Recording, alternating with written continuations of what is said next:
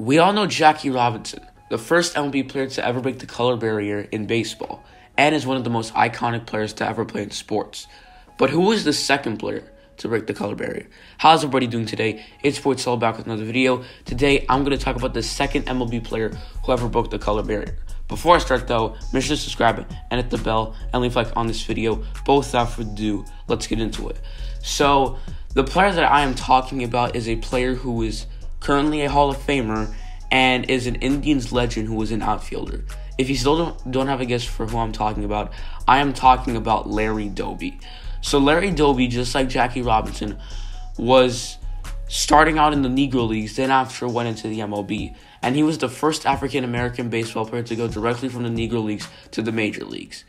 And Larry Doby is also known for being the first MLB player to ever hit a home run in the World Series who broke the color barrier. So Larry Doby, he will be known for being the first player who is African-American who hit a home run in the World Series. And not just all this, but Doby also took big hits as a child. By that, I mean he had a lot of stuff that happened to him that wasn't good. So, first off, at the age of 8 years old, Larry Doby would lose his father because he died while he was fishing. So, that really sucked.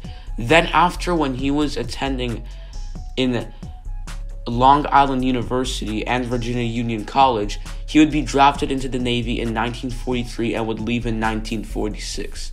Then after, when he was in the Negro Leagues, well, it wasn't too bad. Then after, the Cleveland Indians would purchase his contract. And if you guys are wondering how he did, well, he obviously did really well because, I mean, he's a Hall of Famer. So let's get right to it. So in 1947, he only played 29 games, so he didn't really prove much. But 1948 is where we started seeing Larry Doby hit more for average, and everything just went up in general. He had a 301 batting average that year with 14 home runs and 66 RBIs. Not too bad. Then after 1949 until 1955, Larry Doby would be an all-star. And all of those seasons, first of all, he had a batting average over 250. Even over 260. Second of all of those years, he had over 20 home runs. And third of all, majority of the seasons, he had over 100 RBIs. So Doby balled out, and he was also an MVP in 1950, 1953, and 1954. So the man really did a lot.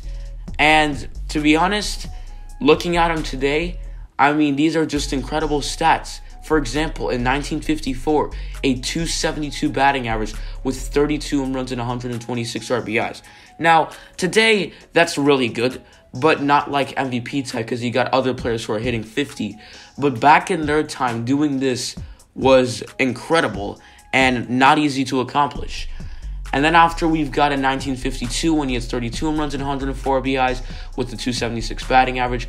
All of that was nice. But surprisingly, in 1956, when Doby had a 268 batting average with 24 home runs and 102 RBIs, he didn't make the All-Star team, which was very shocking because this was a better season than he had in 1955 when it comes to the... Well, he had more RBIs, but he did have a lower batting average, but he did have more walks. So, it was pretty much an identical season like 1955, just a little bit better with the RBIs, but he somehow didn't make the All-Star team. Then in 1957, in 1956 he was on the White Sox, then 1957 again with the White Sox. It was practically like 1948. He'd have a 288 batting average with 14 home runs and 79 RBIs. Then he would return to the Indians and have a 283 batting average with 13 home runs and 45 RBIs. Then after that, well, Doby was in the league, but was just practically irrelevant in the league because he wasn't as good. So, all in all, Doby had a great career. A 283 career batting average with 253 career home runs and 970 career RBIs. That is not a bad career. And, well, Doby would end up getting inducted to the Hall of Fame. And, unfortunately, he would die at the age of 80 in 2001 due to cancer. So, it really sucked because after his career, he had health problems. So, it really was horrible.